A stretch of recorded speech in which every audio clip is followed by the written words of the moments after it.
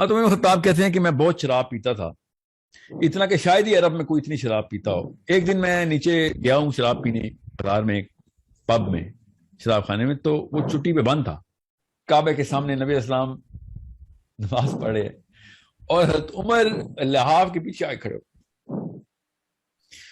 اور حضرت عمر نے غور سے سننا شروع کر دیا۔ آپ کا سوال یاد رکھیے گا، آپ نے سوال کیا پوچھا ہے کہ قرآن پاک کس طریقے سے اثر کرتا ہے۔ سے کوشچن یہ ہے کہ مطلب ہم قرآن پاک کو، قرآن سے ریلیٹڈ ہی ہے، مطلب جس طرح ہم قرآن پاک کو پڑھتے ہیں، اور مطلب جس طرح حضرت عمر فاروق رضی اللہ تعالیٰ عنہ تھے، تو وہ مطلب پہلے وہ دین پر انہو جی انو سوری تو وہ پہلے دین پر نہیں تھے، بٹ جب جیسے انہوں نے قرآن پاک کو سنا تو وہ ان کے دل پہ بہت، مطلب وہ اس آیات وہ سنتے ہی ان کے وہ دل پر قرآن پاک اتر گیا، اور وہ اتنے مطلب انہوں نے پھر اس کے بعد دین کے لیے کتنا زیادہ کام کیا، اور مطلب قیامت تک ان کو اس وجہ سے یاد کیا جاتا ہے، اور ان کی ہر چیز کو۔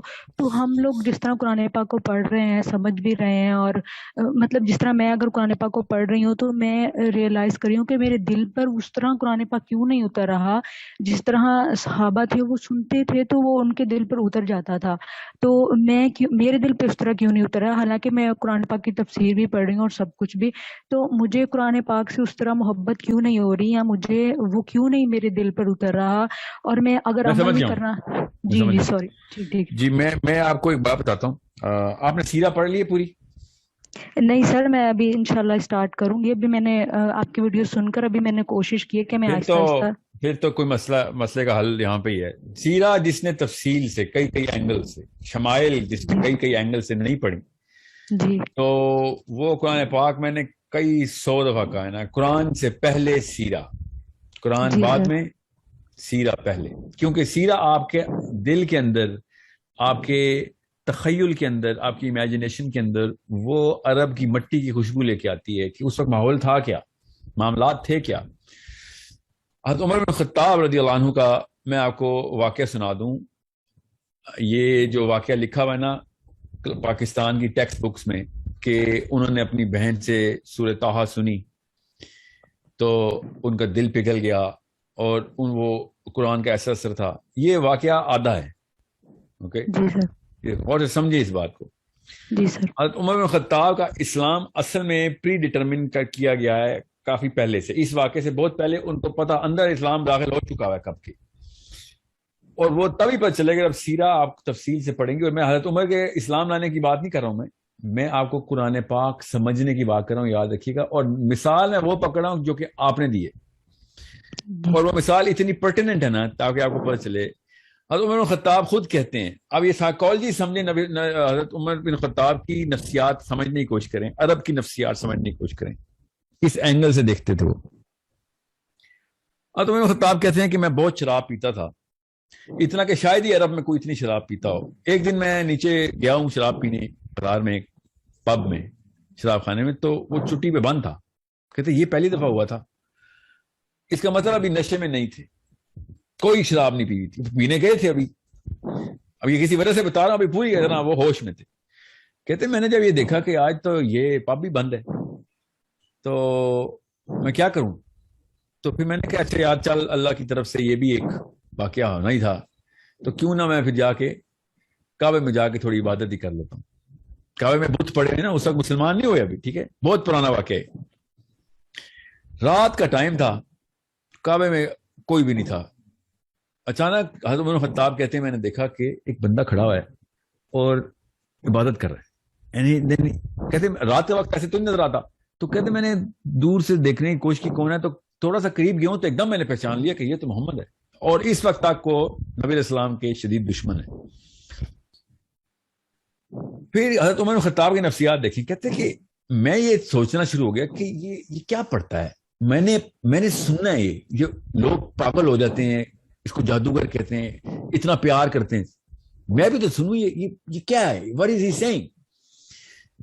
تو کعبے پہ نا لحاف جو تھا نا کعبے کا، اس کعبے کے لحاف کے پیچھے کہتے میں چھپا لیا اپنے آپ کو، اور سرکتا میں آپ نبی علیہ السلام کے بالکل سامنے آ گیا ہوں۔ نبی علیہ السلام کو نہیں پتا رات کا ٹائم ہے، کعبے کے سامنے نبی علیہ السلام نماز پڑھے، اور حضرت عمر لحاف کے پیچھے آئے کھڑے ہو، اور حضرت عمر نے غور سے سننا شروع کر دیا. آپ کا سوال یاد رکھیے گا, آپ نے سوال کیا پوچھا ہے کہ قرآن پاک کس طریقے سے اثر کرتا ہے. میں اور آپ مسلمان ہیں, اوکے. حضرت عمر ابھی اس وقت مسلمان نہیں ہوئے. اتنا بڑا مسئلہ کہ ہمیں مسلمان ہونے کے باوجود بھی قرآن نہیں سمجھ آتا. اور حضرت عمر بن خطاب کہتے ہیں میں نے سننا شروع کر دیا کہ محمد کیا کہہ رہے ہیں, اللہ کو پتا ہے کہ نیچے واقعہ کیا ہو رہا ہے. اور نبی علیہ السلام نے سورہ حاقہ شروع کی. علماء کرام نے لکھا ہے, مودودی صاحب نے لکھا کہ حاقہ اس وقت نازل ہوئی ہے, نازل ہونی شروع ہوئی. نبی علیہ السلام نے سورہ حاقہ شروع کر دی. تو حضرت عمر نے کہا کہ یار کیا ردم ہے. خود لکھتے ہو کہ کیا ردم کا مطلب ہے کیا میٹر ہے, میزان ہے اس پورے کے پورے شعر کا, جو انہوں نے کہا کہ یہ شعر ہے. تو کہتے ہیں یار یہ تو واقعی لوگ پھر اسی لیے فریفتہ ہیں محمد پہ کہ کیا شاعر آدمی ہے. اور اللہ تعالیٰ کی آیت آئی کہ کسی شک میں وہاں رہنا یہ کسی شاعر کا کلام نہیں ہے. میں پیرافریز کر رہا ہوں آیت کو تاکہ آپ کی نفسیات پہ عمل کر سکوں. میں مطلب کہ یہ شاعر کا کلام نہیں ہے, آیت کا ترجمہ ایسے نہیں, میں آپ کو پیرافریز کر کے بتا رہا ہوں. اب اللہ تعالیٰ حضرت عمر سے بات کر رہے ہیں, ٹھیک ہے. حضرت عمر ایک دم کہتے ہیں میں ششتر رہ گیا کہ یہ اس کو کیسے پتہ چلا کہ میرے دل میں کیا بات آئی. میں نے بولی تھوڑی ہے, میں نے تو کچھ بولا ہوتا تو میں کہتا کہ کان سے سن لیا ہے اور محمد نے بھی اس کا جواب دیا ہے. اگر اللہ تعالیٰ کی آیت نازل ہو رہی ہے اور اللہ تعالیٰ کہہ رہے ہیں یہ کسی شاعر کا کلام نہیں. حضرت عمر کہتے ہیں میں شوق میں چلا گیا اور اپنے آپ کو جسٹیفائی کرنا شروع ہو گیا کہ نہیں یہ کیسے ہو سکتا ہے. ہر پرمیوٹیشن رن کی, کہتے میں نے ہر چیز سوچی کہ کیسے محمد کو پتہ چلا. اور پھر کہتے میں نے کہا اس کا مطلب ہے شاعر نہیں ہے, یہ کاہن ہے. کیونکہ کاہنوں کو پتا ہوتا ہے کہ اندر وسوسہ کیا چلتا ہے, ڈالتے کیسے. پھر اللہ تعالیٰ نے آیت نازل کی کہ میں بھی پیرافریز ہی کر رہا ہوں کہ تو کیا سوچ رہا ہے, شاعر کا کلام تھا, نہیں ہے شاعر کا کلام. اب کیا تو سوچ رہا ہے کہ کاہن کا کلام, تو یہ کاہن کا بھی کلام نہیں ہے. پھر حضرت عمر کہتے ہیں کہ جب یہ واقعہ ہوا نا تو پھر میں اس وقت اپنے ہوش کھو بیٹھا تھا. یاد رکھیے گا حضرت عمر شراب پینے نکلے ہوئے ہیں, یاد رکھنا, ٹھیک ہے. اب اسلام میں نہیں آیا ہوا ابھی, ٹھیک ہے, ابھی اسلام قبول نہیں کیا ہوا اور ابھی ہوش میں ہے کیونکہ شراب کھانا بند ہے, ٹھیک ہے. اور یہ واقعہ جب ہوا تو کہتے ہیں کہ میں نے کیا حملہ کرنا تھا, کیا نقصان پہنچانا تھا محمد صلی اللہ علیہ وسلم کو. میں نے پھر ڈر کے واپس سرکا اور کعبے کے واپس الٹی طرف آیا, لحاف کے پیچھے سے نکلا اور دوڑ لگا دی. یہ حضرت عمر بن خطاب کا اسلام کا اصل میں واقعہ ہے, ٹھیک ہے. کیوں میں کہہ رہا ہوں یہ اصل میں واقعہ ہے, کیونکہ حضرت عمر نے خود بتایا ہے. اب پاکستان کے اندر حضرت عمر کے اسلام لانے کا یہ واقعہ پتہ کیوں نہیں لکھا جاتا, کیونکہ پاکستان کی نفسیات میں یہ جب شراب لفظ لکھا جائے گا نا تو وہ کہیں گے کہ نہیں یہ نہ کر دینا, یہ نہ کر دینا, عوام شراب پہ تل جائے گی. ان لوکل شودر کنورٹڈ مسلمانوں کی نفسیات کام ہی ایسے کرتی.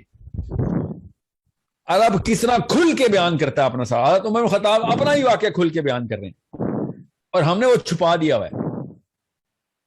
ہم نے کیوں چھپایا ہوا ہے آپ کو پتا ہے, 35-36 اس طرح کے وجوہات ہیں جو میں نے پوچھی ایک پاکستان کے ٹاپ عالم سے کہ یہ والا واقعہ کیوں نہیں بتاتے. تو انہوں نے بتایا اس میں یہ مسئلہ ہو سکتا ہے, اس میں یہ مسئلہ ہو سکتا ہے, اس میں یہ مسئلہ ہو سکتا ہے. اور میں نے کہا یہ 35 مسئلے سائڈ پہ کریں اور جو اصل میں مسئلہ آپ نے کر دیا وہ آپ نے بتائی نہیں, کہ آپ نے عرب کی نفسیات چھپا دی اور پاکستانی نفسیات میں اسلام فٹ کرنے کی کوشش کی آپ نے. سوچیں نا صحیح, عام بندہ سوچتا ہے کہ سورہ طٰہٰ پڑھی ان کی بہن نے اور ابھی تک ہم سوچتے ہیں کہ ہم پڑھ کے تھک گئے, ہمیں کیوں نہیں سمجھا. آپ پورا کانٹیکسٹ بتائیں گے تو پتہ چلے گا سورہ طٰہٰ کا اثر کیسے ہوتا. You need to understand. ہمیں خود دور کرتے ہیں یہ 2 نمبر بابے میں, اسلام سے دور, نفسیات کو چھوڑ دیتے ہیں ہمیں. جبکہ اسلام جیسے بھرکر خوشاب میں آیا تھا. جس جگہ کی نفسیات, جس جگہ کی سائیکالوجی, وہاں کی کلچرل سائیکالوجی وہ سمجھیں گی تو آپ کو پتہ چلے گا صحابہ کس طریقے سے ایک مشن کے اندر داخل ہوئے اور پوری دنیا کو فتح کر کے چلے گا. وہ psychology of the Arabian culture کس طریقے سے ہارنس کی نبی السلام نے. پاکستانی اسی لیے کب بھی آج تک موومنٹ نہیں کر. دیکھ لینا بھی جلسے ہو رہے ہیں, 6 دن بعد کیا کریں گے لوگ. سائیکالوجی کے اندر ویکنس ڈالتے ہیں ہم, ایک کنفیوز قسم کی سائیکالوجی ڈالتے ہیں ہر ایک کے اندر. پھر وہ بندوں کے خلاف تو ہم کر لیں گے ٹو لگانے پہ, ساس بہو کو تو مار دے گی, نند بھابھی کو تو مار دے گی, بھائی بھائی کو تو بزنس پارٹنر کو تو مار دے گا, مگر مسلمان شیطان کو نہیں تابع کرے گا, مسلمان شیطان کے خلاف لڑائی نہیں کرے گا, مسلمان گناہ کے خلاف لڑائی نہیں کرے گا, مسلمان نظام کے لیے لڑائی نہیں کرے گا. بیکاز سائیکولوجیکل اینگل کیا دیا ہوا ہم نے اس کو کہ زیادہ سے زیادہ کیا ہوگا, میں نے اپنی نند کو پچھاڑ دیا, میں نے اپنی ساس کو پچھاڑ دیا, میں نے اپنے دوستوں کو پچھاڑ دیا, میں نے اپنے باس کو پچھاڑ دیا. ریئلی یہ ہے تمہاری مسلم آئیڈینٹی. تبھی تو تمہارے گھر سے بہنیں اٹھا کے لے کے امریکہ, ٹھیک ہے, تمہارے ماؤں کو, بہنوں کو, بھائیوں کو, بیٹوں کو بیچ دیا مشرف نے. سوچو نا صحیح, کیوں ہم نے کیا کیا, یو نو واٹ, اس کی اچھی چیزیں بھی تو دیکھو. What I'm saying is you need to find out where the root of the problem is, and the root of the problem according to my Prophet sallallahu alaihi wasallam کہ نفسیات کیسے ٹھیک کرنی ہے, according to the other side ابلیس بھی نفسیات پہ حملہ کر رہا ہے, اللہ تعالیٰ بھی نفسیات کو کہہ رہے ہیں کنٹرول میں, اس کو تابع کرو, اس کو چینل ہارنس کرو, اس کو پالش کرو. ہمیں نفسیات ملتی ہیں لوکلائزڈ, ایک صحابی فٹ نہیں ہوتا ہماری لوکل کلچرل سائیکالوجی کے اندر, اس لیے ہمیں صحابی سمجھ ہی نہیں آ سکتا. تو صحابی نہیں سمجھ آئے گا تو ہمیں کیسے پتہ چلے گا قرآن پاک کا اثر کیسے لینا ہے. آپ کو پتا پاکستان میں قرآن پاک کو علماء کرام خود منہ سے بول رہے ہیں کہ سکون کی کتاب ہے, نیند آ جائے گی, سونے کے استعمال کے, سونے کی دوائی ہے. قرآن پڑھتے ہیں تو سکون آتا ہے, نیند آتی ہے, ورنہ دنیا کے غم سونے نہیں دیتے, اینزائٹی اٹیکس ہوتے ہیں. اور وہ آیتیں پتہ کیا پڑھے ہوتے ہیں سورہ انفال کی. قرآن پاک میں سورہ انفال کی ہے کہ جنگ کے دوران کیا واقعات ہونے ہیں, آپ نے مال غنیمت کیسے, آپ پڑھ اس کو پتہ ہی نہیں ہے کیا پڑھ رہے نا, وہ نیند کے لیے پڑھا. تو اللہ نے کہا چل ٹھیک ہے, تجھے یہ چاہیے تو تو یہ لے لے, تجھے ہدایت نہیں ملے گی. قرآن پاک نیند کی دوائی نہیں ہے, ہدایت کی دوائی ہے. صحابہ کو عربی اور اس نفسیات کا پتہ تھا کہ جس نفسیات کے بیچ میں قرآن اترا تھا نا, وہی ان لوگوں کی نفسیات ہی تھی نا, بیچ میں قرآن پاک اترا تھا, پوری طریقے سے سمجھ آ گیا تھا. ہم نے یہاں پہ بس عربی کے ایک ایک حرف کے پیچھے 10 نیکیاں ہیں, ہر پاکستانی کو کلاس 1 میں بتایا جاتا ہے. اچھا, تو کتنے اعمال کا احکام ہے قرآن پاک میں یہ کسی کو نہیں پتا. کون سے اعمال جو ہے وہ آر گوئنگ ٹو ڈٹرمن کہ تم دوزخ میں جاؤ گے جو تم کرتے ہو, نہیں یہ بھی نہیں پتا. میں آپ کو پھر بتاؤں, یہ جو ایک آئرنی دیکھیں کہ ایک بندہ قرآن پاک کی آیت پڑھ رہا ہو, عربی میں لکھا ہوا ہے کہ افلا یعقلون, ٹھیک ہے, اور وہ پڑھ رہا ہے خالی, ٹھیک ہے, اور ترجمہ بھی پڑھتا ہے مگر پڑھتا ہے خالی, تو وہ کتنا بڑا گناہ کرے گا. آپ پاکستانی سائیکالوجی کے تھرو سوچیں گے تو آپ کو پتہ چلے گا. اللہ تعالیٰ کہہ رہے ہیں خالی پڑھنا لینا سوچنا, مگر ہم نے کہا نہیں, سوچیں گے نہیں, خالی پڑھیں گے, کیونکہ مجھے 10 نیکیاں چاہیے. یا رب العالمین, میں 10 نیکیوں کے لیے پڑھا. تو مجھے کہہ رہا ہے, خود اس آیت میں لکھا ہوا ہے کہ خالی پڑھنا نہیں, سوچیں کہ میں کیا کہہ رہا ہوں, مگر میں نے سوچنا نہیں, میں نے خالی 10 نیکیاں لینی. سو یہ کسی اشفاق احمد کا ناول ہوتا نا, یا بانو قدسیہ کا, تو میں سمجھ سکتا تھا خیر ہے. یہ اللہ تعالیٰ کی کائنات کے بادشاہ, کائنات کے مالک کی کتاب ہے. I am not gonna take it lightly کہ اللہ تعالیٰ کہہ رہے ہیں سوچ, اور میں کہہ رہا ہوں نہیں, میں خالی پڑھوں گا, سوچوں گا نہیں, رٹا ماروں گا, حفظ کر لوں گا, سوچوں گا نہیں. سوچیں تو صحیح, خود سوچیں کہ کتنی بڑی آئرنی ہے ہمارے ساتھ یہ جو کی جاتی ہے. اور ہمیں چونکہ دین کا مطلب مذہب میں بتایا جاتا ہے, تو پڑھنا بھی تو بہت اچھی بات ہے, برکت ہے. مذہب میں تو برکات ہی اکٹھی کی جاتی ہیں, دین میں کوئی برکات نہیں اکٹھی کی جاتی. دین میں امپلیمنٹیشن ہوتی ہے, کام کاج کیا جاتا ہے دین میں, لوگوں کے لیے استعمال کیا جاتا ہے دین, مذہب اپنے لیے استعمال کیا جاتا ہے. سو قرآن پاک جس دن آپ کو میں نے آپ سے کہا نا, ایک دینی نظر سے دیکھیں گی, مذہبی نظر سے نہیں, دینی نظر سے, ایک بادشاہ کی نظر سے دیکھیں گی جس نے لکھی ہے کتاب, ایک اس خاتون کی نظر سے دیکھیں گے جس خاتون نے دنیا کا ذمہ لینا ہے. آپ کا کیا نام ہے؟ سعدیہ. آپ نے دنیا کا ذمہ لینا. جب آپ کو پتہ چلے گا ایک ذمہ داری کے طور پہ ایک چارٹر آیا ہے, تب آپ کو قرآن پاک کا اثر ہوگا. برکت کھیلنا ہے تو قرآن پاک کا اثر نہیں ہونا آپ کے اوپر. سوچنے تو صحیح ذرا, ہوتا تو ہو جاتا, اب تک ہو چکا ہوتا نا. ہماری پڑھ نانی, سکڑ نانی, ککڑ نانی سے شروع ہوتا, کسی کو تو برکت کا اثر ہوتا ہے نا, کسی پہ نہیں ہوا. نوست کے سائے میں ہی مرے سارے پاکستانی انڈینز. ہر گھر میں بدکاری نکلی, ہر گھر میں کوئی نہ کوئی فساد نکلا. وجہ ہے نا اس کی, بیکاز یہ موشن کی کتاب تھی, ورب تھا. اسلام ایک ورب ہے, ہم نے اس کو ناؤن سمجھ لیا.